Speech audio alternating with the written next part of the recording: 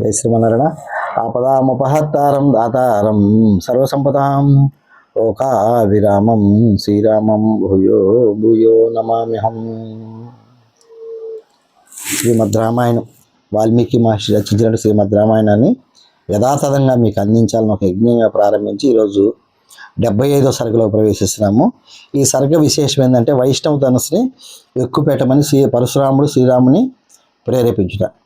ఎందుకంటే దీనికి ముందు మనం ఏమనుకున్నాము, ఎప్పుడైతే పరశురాముడు వచ్చాడు గండ్రగొడ్డలు పెట్టుకొని చాలా భయంకరంగా ఆయన యొక్క రూపాన్ని చూపించుకుంటూ వచ్చాడు. ఎప్పుడైతే ఆ రూపాన్ని చూపించుకుంటూ వచ్చేటప్పటికి వీళ్ళందరూ కూడా ఆర్ఘ్యపాదాలన్నీ కూడా సమర్పించేసి ఆయనకి రామ ఎందుకు అని ఆయన చేయాల్సిన మర్యాదలు చేస్తున్నారు. చేసేటప్పటికి ఆయన ఏమని అడుగుతున్నా అంటే, ఓ దశరథ రామ, నేను నీ పరాక్రమం అద్భుతమైనదని వింటిని. రాముడితో మాట్లాడుతున్నాడు. సర్వలోకాలు ప్రతిధ్వనించిన ధనుర్భంగ ధ్వనిని కూడా పూర్తిగా వింటిని. అంటే నువ్వు శివధనుసు భగ్నం చేసావు కదా, అది కూడా విన్నాను. అలాగే నీ అద్భుత కృత్యము ఊహింపరానిది. ఈ విషయమున నేను మరి ఒక మహాధనుసును తీసుకునే వచ్చేది ఇక్కడికి. ఇదిగో ఈ ధనుసు నా తండ్రి జమదగ్ని నుండి నాకు లభించింది. భీతిని గొలుపు ఈ మహాధనమును శరముతో సంధించి నీ బలమును ప్రదర్శించు. కాబట్టి నీ దగ్గర ఉన్నటువంటి బాణముతో ఈ ధనుసును ఉపయోగించు.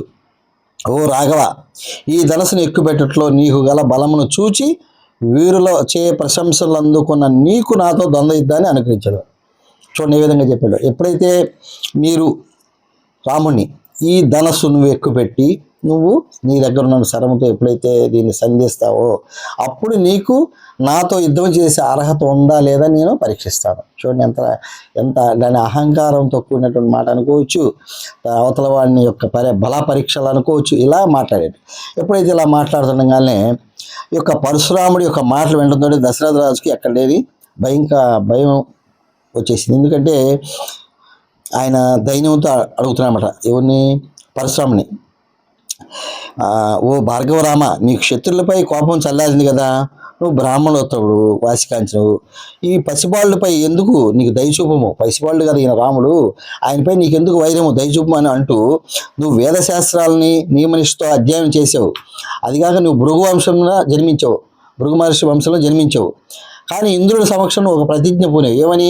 ఇక నువ్వు శస్త్రాలు వాడని పూనేవు. అట్టి నువ్వు ధర్మపరాయణ కశ్యప మహర్షికి నీ దగ్గర ఉన్నటువంటి రాజ్యాన్ని మొత్తం కూడా సంపాదించిన రాజ్యాన్ని అంతా కూడా ఆయనకి దారపోసేసావు. పోసేసి ఏం చేసావు? వనవాసిపై మహేంద్రగిరిపై ఉంటున్నావు. అంటే ఒక ఉత్తమంగా నువ్వు తపస్సు చేసుకొని ఉంటున్నావు. మరి నీకెందుకు ఈ ఆలోచన కలిగింది అని ప్రశ్నిస్తున్నాడు మన దశరథుడు. ఎందుకంటే బిడ్డ మీద ప్రేమతో భయం వచ్చేసింది దీనికి. ఏం చేస్తాడనే భయం వచ్చేటప్పటికి, ఓ మహాముని, మాకు ఉపద్రవం తెచ్చిపెట్టేటట్టున్నావు నువ్వు. శ్రీరాముడు లేనిచే మేమెవరం బతికొండము అని ఖచ్చితంగా తేల్చేశాడు దశరథుడు. ఎప్పుడైతే ఆ మాట మాట్లాడుతుండగానే ఈయనేం చేస్తున్నాడు, దశరథుడు ఇట్లా ప్రాధాయపడుతున్నా కూడా ఆయన దాన్ని పట్టించుకోవట్లేదు, ఆ మాటను వినిపించుకోవట్లా. ఎందుకంటే పరశురాముడు వ్యవహారం అలాగే ఉంటుంది అన్నమాట. ఆయన వినిపించుకోవాలి, ఆయన వచ్చిన పని అయిపోవాలా. వచ్చాడు కాబట్టి, ఓ రామ, ఈ దివ్య ధనుసులు రెండును శ్రేష్టములైనవి, దృఢమైనవి, శక్తివంతమైనవి, ప్రముఖమైనవి, ముల్లోకాలందు కూడా ఖ్యాతి వహించను. విశ్వకర్మ వీటిని ప్రయత్నపూర్వకంగా నిర్మించాడు. ఈ రెండు ధనుసులు, ఇప్పుడు నా దగ్గర ఉన్న ధనుసు నువ్వు శివుడి దగ్గర శివధనుసు భగ్నం చేసావు. ఈ రెండు కూడా ప్రఖ్యాతమైనవి. కాకుత్స్థ వంశజుడైన నరేంద్ర ఒకానొకప్పుడు త్రిపురాసుడు సంహారానికై దేవతలు ఆ పరమేశ్వరునికి ఒక ధనుసును సమర్పించింది. దానిని నువ్వు భగ్నమని వచ్చావు, పాడు చేసావు, అయిపోయింది. ఇప్పుడు ఈ రెండవ ధనుసు దేవతలు శ్రీ మహావిష్ణువునికి అర్పించింది. రెండవ ధనుసు శ్రీ మహావిష్ణువు దగ్గర ఉంది, దాన్ని అర్పించింది. ఇది తిరుగులేనిది.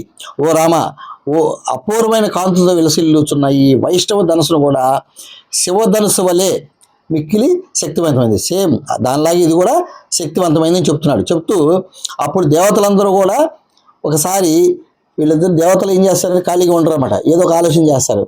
శివకేశవులు ఎవరు బలవంతులని పరీక్ష పెట్టారట. పరీక్షకి పెట్టాలంటే ఎవరు చేయాలా, పని ఎవరు చేయాలా, వాళ్ళిద్దరికి వైద్యం తీసుకురావాలా. అందుకని వీళ్ళందరూ ఏం చేశారు, బ్రహ్మ దగ్గరికి పోయి హరిహరాదులు ఎవరని చెప్పిన వైరాన్ని కల్పించారు. కల్పించేటప్పటికి బ్రహ్మ ఏం చేశాడు, మరి వైరం చేస్తే కదా వీళ్ళిద్దరిలో ఎవరు గొప్పతనం అని బయటపడేది. అందుకని బ్రహ్మ ఇద్దరి మధ్య చిన్న తగాదాన్ని సృష్టించాడు. సృష్టించేప్పటికీ ఇక్కడ ఏమైంది, అంతలో బ్రహ్మదేవుడు దేవతల ప్రశ్నలోని అంతర్భాగాన్ని గమనించి అంతరుద్దేశాన్ని కలిసి వారిద్దరి మధ్య విరోధాన్ని కలిగించాడు. కారణంగా ఒకరినొకరు జయింపగోర్చు హరిహరాల మధ్య అద్భుతమైన సమరం జరిగిందంట. వాళ్ళిద్దరూ అద్భుతంగా సమరం చేసుకుంటున్నారు. ఎప్పుడైతే గొడవ పెట్టేశాడు బ్రహ్మ, సైలెంట్గా పక్కకు వచ్చేసాడు. ఎవరో తెలుసుకుంటే ఈ దేవతలకు డిసైడ్ అయిపోద్ది ఎవరు గొప్ప అని. ఎప్పుడైతే ఇలా జరుగుతుందో ఈ మహాదేవుడైన ముక్కంటి ఎప్పుడైతే ఇలా జరుగుతున్న సమయంలో ఏం చేస్తున్నాడు, విష్ణువు హోంకరించాడంట ఒక్కసారి. విష్ణుమూర్తి ఒక్కసారి హోంకరించేటప్పటికే శివధనుస్సు నిశ్చేజమైందంట. శివుడి చేతిలో ఉన్న ధనుసు మాయమైపోయింది. మాయమైపోయేటప్పటికీ మహాదేవుడైన ముక్కంటి కూడా నిశ్చేష్టుడైంది. ఆయన కూడా అలా నిశ్చేష్టుడైపోయి ఉన్నాడంట. అలాగే ఇంకేం చెప్తున్నాడు, అంతటి దేవతలందరూ కూడా ఋషీశ్వరులతో చారుణులతో కూడా అతడు చేరి వాళ్ళని ప్రార్థింపజేశారు. ఇరువురిని శాంతపరిచారు. ఇద్దరికి గొడవ పట్టారు, ఇద్దరిని మళ్ళీ శాంతపరిచారు. శాంతపరిచిన తర్వాత విష్ణు హుంకారంతో శివధనస్సు నిశ్చేజమవడం గాంచి దేవతలు ఋషీశ్వరులందరూ కూడా వాళ్ళే డిసైడ్ చేశారు. ఎప్పుడైతే ఈయన దగ్గర శివధనుసు పోయింది చేతిలో నుంచి, వాళ్ళే నిశ్చయం చేసుకున్నారు. ఏమని, విష్ణువే అదుగుడని తలంచారట. మహాదేవుడైన శివుడు అందులోకి ముక్కిలి క్రుద్ధుడై ఎప్పుడైతే ఆ మాట వీళ్ళకి తెలిసిందో, శివుడికి తెలిసిందో, ఆయన మహాకోపిష్ట అయిపోయి బాణములతో కూడిన ఆ మహాధనువును తిరిగి ఏం చేశాడు, ఆయన దగ్గర ఉన్నాక మళ్ళీ వచ్చి ఆ ధనుసుని తన దగ్గరకు వచ్చిన ఆ మహాధనువుని ఏం చేశాడంటే విదేహ ప్రభు అయిన రాజేష్కి ఇచ్చేసి న్యాసముగా ఇచ్చేసి వెళ్ళిపోయాడు. ఇక నాకు అక్కర్లేదు ఆ ధనుసు, నా దగ్గర నుంచి ఇచ్చేష్టం అయిపోయింది కాదు, కనిపించకుండా పోయింది కాబట్టి మళ్ళీ ఆ ధనుసుని తిరిగి ఈయనకి ఇచ్చేశాడు. ఎవరికి, విదేహ ప్రభువులో ఉన్నటువంటి దేవరాత్రికి ఇచ్చేసాట. ఓ రామ, కాబట్టి ఆయనకి ఆ విధంగా ఆ ధనుసు చేరింది. ఆ ధనుసు నువ్వు భగ్నమని ఇచ్చేసావు. ఓ రామ, శత్రుపురంలో నిశంపించైనట్టు వైష్ణవ ధనుసును ఇప్పుడు ఇక్కడ ఈయన దగ్గర వైష్ణవ ధనుసు ఉంది. దేవతలు ఇచ్చినట్టు వైష్ణవ ధనుసు ఉంది. వైష్ణవ ధనుసు ఏమైంది, శ్రీ మహావిష్ణువు భృగువంశజుడైన రుచికునికి ఉత్తమ న్యాసం ఇచ్చాడు. రుచికునికి ఇచ్చేసాడు ఈ ధనుసు ఉంచుకోవడం. ఆయనకి ఇచ్చేటప్పుడు ఆయన ఏం చేశాడు, మహా తేజస్వైన రుచికుడు ప్రతీకారం లేనివాడు. అంటే ఎవరి మీద ప్రతీకారం ఉండదంట, ఆయనకి ఎలాంటి కోపాలు ఉండవంట రుచికుడికి. మరి అలాంటి వాడు మహాత్ముడు తన కుమారుడైన నాకు తండ్రి అయిన జన్మ దగ్గరికి దివ్య ధనుసు ఇచ్చాడు. కాబట్టి నా తండ్రికి ఇచ్చాడు, అది నా దగ్గరికి వచ్చింది. కాబట్టి ఈ ధనుసు నేను తీసుకొచ్చాను అని చెప్తున్నాడు. తపోబల సంపన్నుడైన నా తండ్రి అంటే జమదగ్ని గురించి చెప్తున్నాడు పరశురాముడు. నా తండ్రి అస్త్ర సన్యాసం చేసి ఉండగా కార్తవీర్యార్జునుడు మూర్ఖ బుద్ధితో ఆయన్ని వధించను. నా తండ్రిని వధించాడు కార్తవీర్యార్జునుడు.